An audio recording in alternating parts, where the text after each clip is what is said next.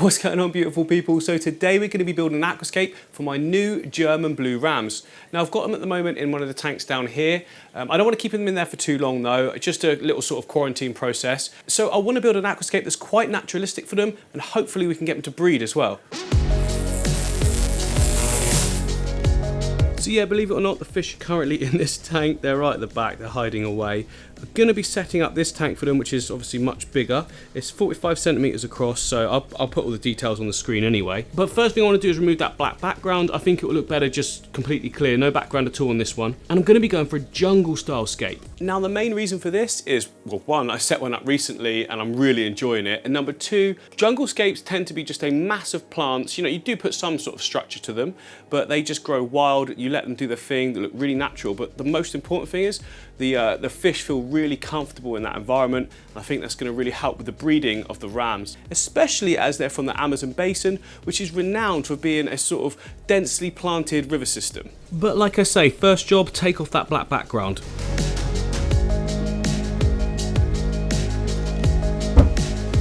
Now I actually painted this one on, so I'm going to need a razor just to quickly scrape it off.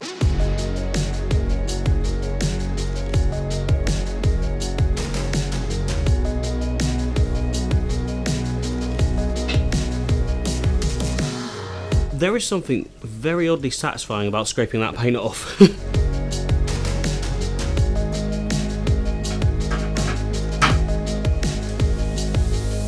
Right, the tank is clean, ready to go, background clear. Problem is, that light is way too powerful at the moment. So this all comes as a set. This is the Superfish Scaper range. So it comes with the light, it comes with the tank. It also comes with that hang on the back filter as well, but I'm not a massive fan of it. I'd rather have an internal filter if I'm honest. So that's what I'm going to do. I'm just going to put a little internal one in. Some people don't like having equipment in their tanks, and that's fair enough, but it doesn't bother me at all. So for instance, over here, so this is my sparkling gourami tank. You can, and a couple of ender guppies as well. You can see, look, I've just got a little internal filter, really cheap. You don't really notice it, and it does a fantastic job. And also when I do a water change, it reminds me just to quickly pull it out, clean off the sponges and carry on, and it just keeps everything ticking along way better in my opinion. For some reason I just can't be bothered with hang on the back filters to clean them out, so they just clog up. So yeah, as I was saying, look at the brightness of that. It's just, look, the camera can't even focus, it's way too bright. So what I'm going to do is put some electrical tape along it to dim it down. You can buy dimmers, but I don't want to be buying no extra stuff. I want to keep the cost low.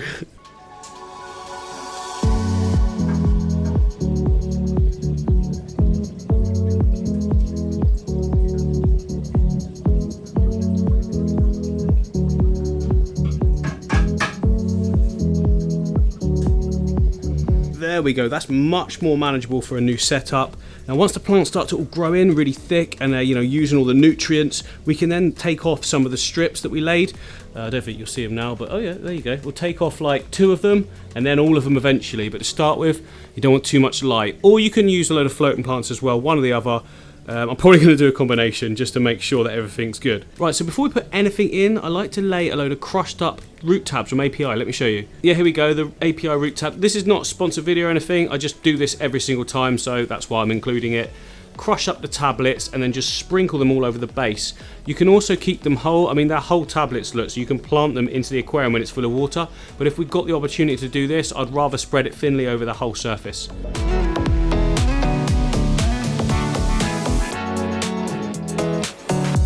Now next, on top of that, I'm going to put a load of this down here. This is basically, you know, this is just recycled substrate from other tanks that are broken down, and it saves using like huge amounts of aquasoil, which can be very expensive. So I just use this to bulk it up. Plus it's really good for harbouring beneficial bacteria as well, and stops any nasties developing down low in the aquascape.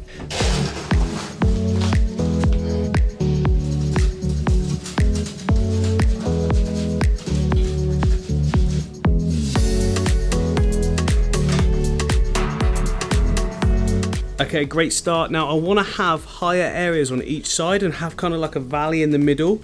So for that, I'm going to pile up the aquasoil in that back corner and sort of swoop it down in the middle, then up there. I've just exaggerated that massively, but you know, something to that degree. And then a nice gravel in the foreground.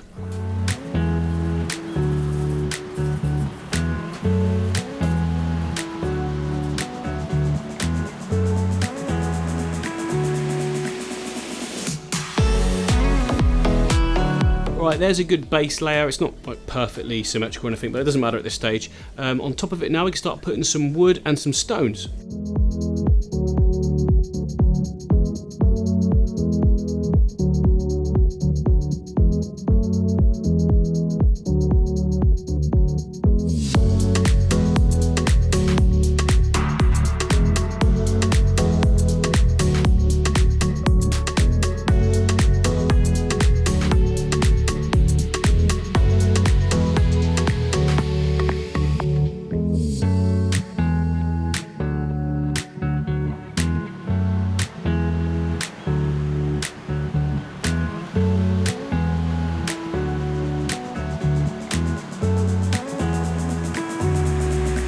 Oh yeah, really liking that. Very basic, but you know my style, I like to keep it basic.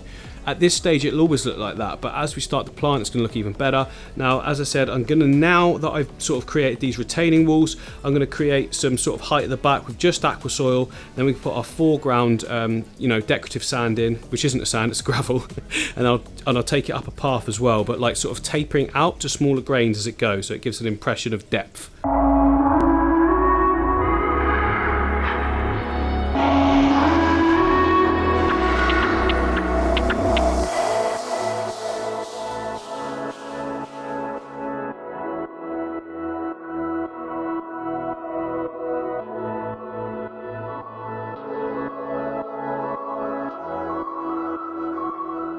Right, that's all of our nutrients sorted. Let's get some decorative sand in this foreground. Well, we're using a very fine gravel, I'd say, sort of borderline between a sand and a gravel, but I would call it a gravel anyway. So recently been going for a lot of whites, that sort of thing, or off-whites. This time I'm going for something completely different.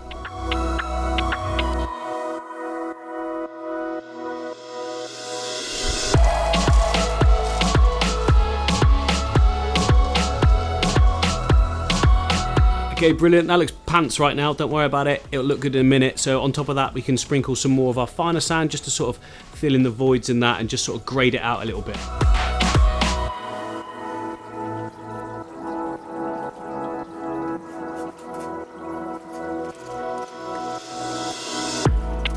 Right, there we go, we've got a good natural sort of mix there. Don't worry, this will all blend in nicely once there's water in. I'll also add bigger sort of stones just to sort of merge the rocks into all this foreground. But one thing you might need to do that I don't, because I know this wood is heavy and dense and sinks, you might need to stick your wood to the rocks. I don't with this wood, like I say, I've tested it, I've used it before as well, and it doesn't float, so we're all good. But if you do need to, just glue it, use some cyanoacrylate super glue gel, stick it to your rocks, and there's nothing worse than planting it all, filling up with water, and then the whole thing just comes up. Oh, awful.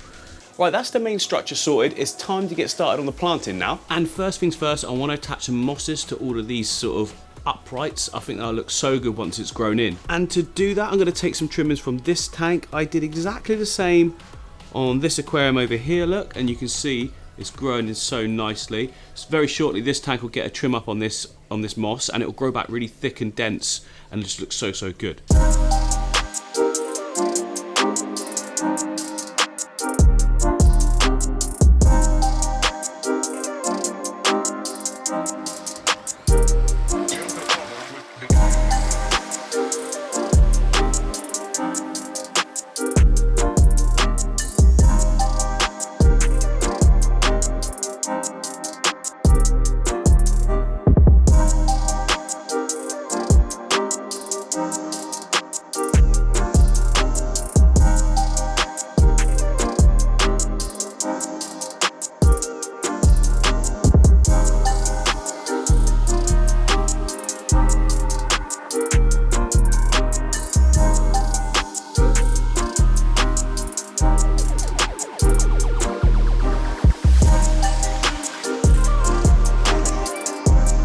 There we go, looking really tidy. It doesn't look like much right now, but trust me, in no time at all, this stuff gets big. You keep trimming it and it just looks so like naturalistic. It transforms just some random pointy sticks into like miniature trees, or the plants of their own, if you like. Well, moss is a plant, but you know what I mean.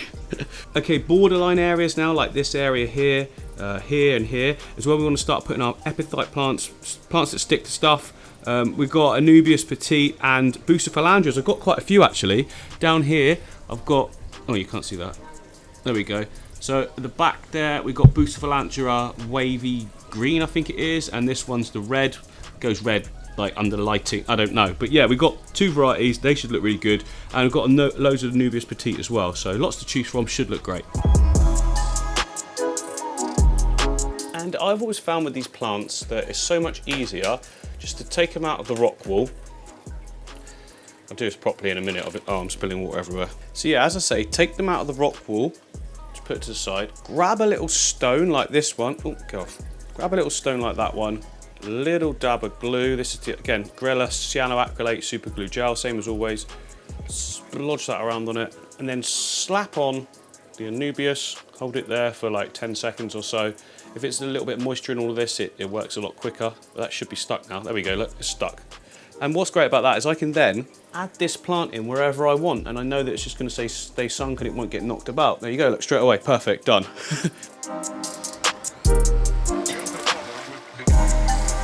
That is looking so good. Next up, I want to put in the Boost Phalanger now, just dotted around sort of near it, so it's all sort of merging together, but it's like balanced well. And here is one of the Boosts. Look, just look at how good it looks. It's not the same as the Anubia. See, it's got those nice crinkly edges, and it also flowers as well. We've also got some new growth going on there. Look, that's a new leaf that will come out as well. That'll be good.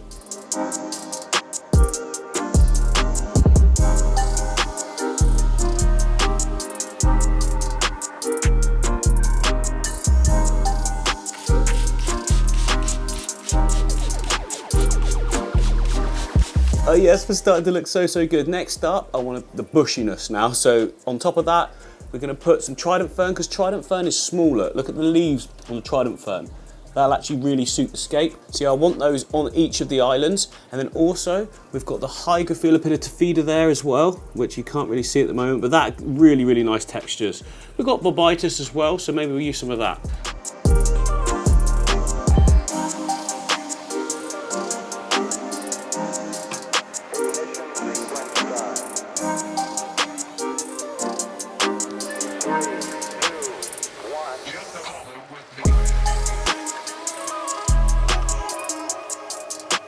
Okay, we're looking good so far. Now, how do you select where you're placing these plants? I'm just going from the first one I put in, I just go from there. So this one went high, this one went low, and it just sort of follows the line nicely.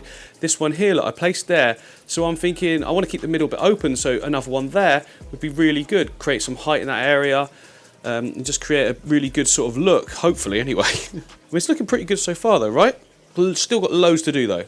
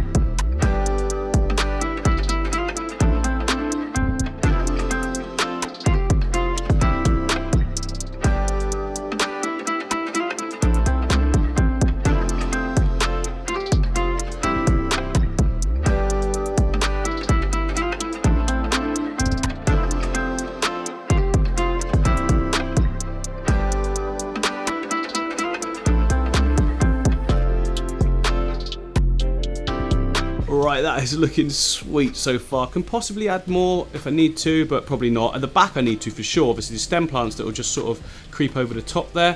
First of all, I just want to fill it up because I find it easier just to plant when it's filled up. But how good does that look? Look, if we come in here, we are in the jungle, are we not? Is that not the jungle? Loving that.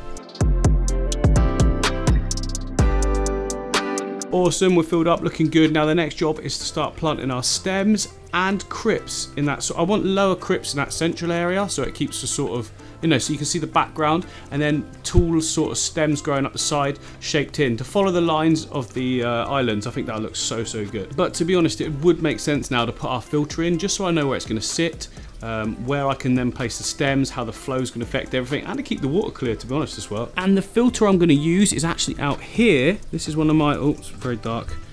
One of my plant, let me put a light on. one of my plant storage areas. So this tank here has been running for a long time. I'm just going to steal that one and just replace it with a different one. And then what that means is our tank is fully cycled, ready to go straight away. No waiting, and we can put the German blues straight in.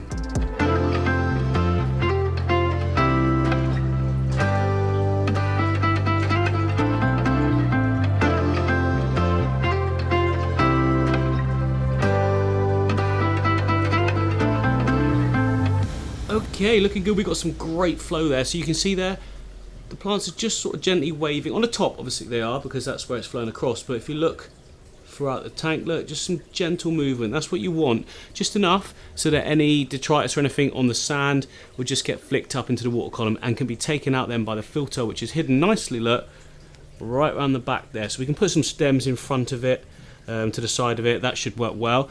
But of course, we're putting rams in here. What are rams like? Warm water. Heater needs to go in as well.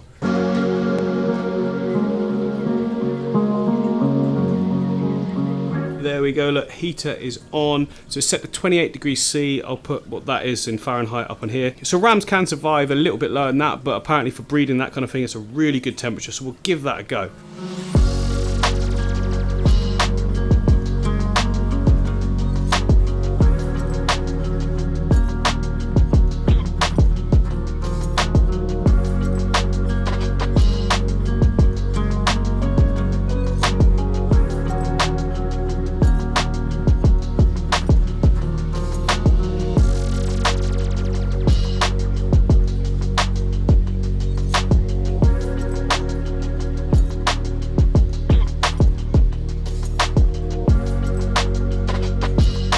I'm so pleased with how that's turned out. We've got some great depth there. It's really murky, big water change needed, and it just needs time to settle, and then I'm going to add in the German blues.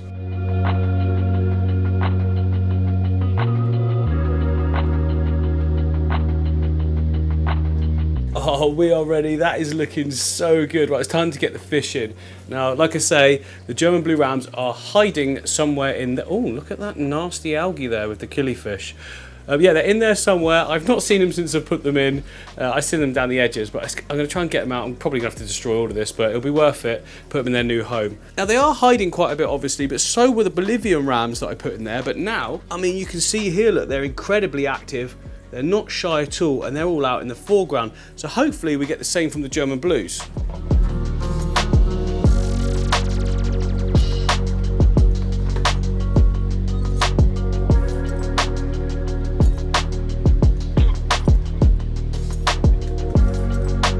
Okay, we have the fish. Now, I had to destroy the tank though. Well, it doesn't matter because it's just pearlweed anyway, but I had to take the whole out, so it's just soil, and then I put it all back in again. Never mind. Right, let's put these awesome fish in. I just had a look at them quickly. The colours are amazing. Now, the temperatures are a bit different. This one's heated to the room temperature, just temporarily. The fish were fine at that temperature for a short while. And the new tank is fully sort of heated up, isn't it? So I need to put the fish, or hang that over the edge for a little bit, just to get them used to that temperature.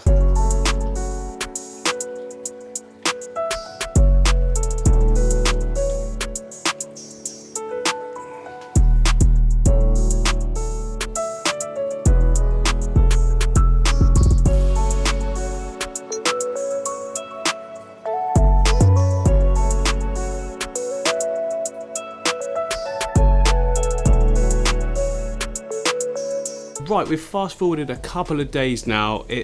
I'm still not seeing the fish very often. They peek around this middle section a little bit, as you saw from the camera shots I just took, but they seem to be very shy. Now, I think some Diva fish are really going to help this tank out, and I also think I know the perfect fish to add as well. So I'm back at my favourite shop with my favourite people in Maidenhead Aquatics, Wellington / Taunton. So the Diva fish are being rounded up as we speak, but as I've walked over here, we've seen some amazing epistogramma in this tank. I'm getting them. We're just going to sort out a tank for them later. I've already got some cycled ones that you guys know about in the racking system, but I'll do a whole setup for them. They're totally worth it. Look at how amazing they are. Look at you.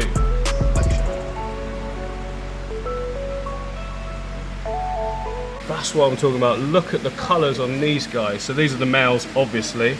There's a female, still really beautiful, loads of good colour still.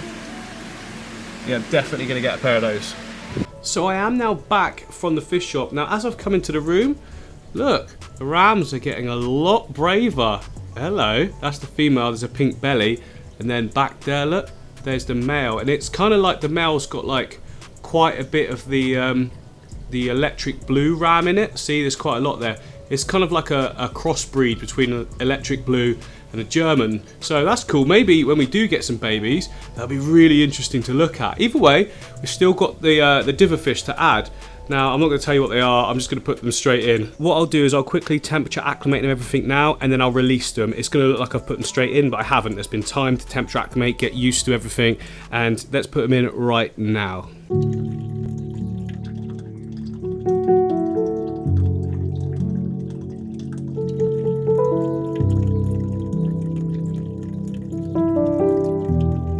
Okay, the Diva fish are in. Now, they're not very coloured up at the moment. They're going to get better and better as time goes by. You'll see in a second. Right, the next clip you'll see will be them fully coloured up after like an hour or so.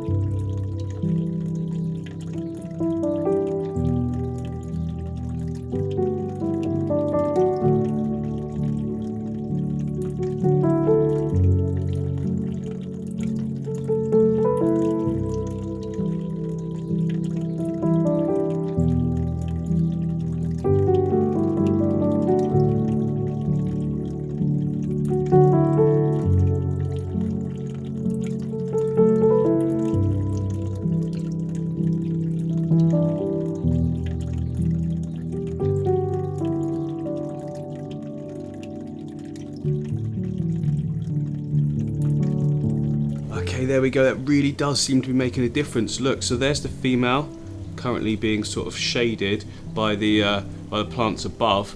But yeah, getting far more confident. Look, I'm right here. Clearly knows I'm here, but isn't too fussed. Oh, hello. Look at the colours now. The colours on these fish are amazing. Like that full sort of copper, sort of rusty. Oh, it's so nice. Oh, but our female here, look, she's got that nice pink belly, which means that she should be ready to do a bit of breeding. Hopefully the male's interested. I'd see no reason why you wouldn't be, because she's a stunner. Look at that out in the light now. There we go, look at that. How is that for a photo, eh? Or film, video, how is that for an image? So nice. Where's the male? Ah, there's our male. Look, he's just hiding behind this little area here. Still in the foreground, so nice and comfortable, still having a little look. Oh, but how good has this turned out? I'm so pleased with it.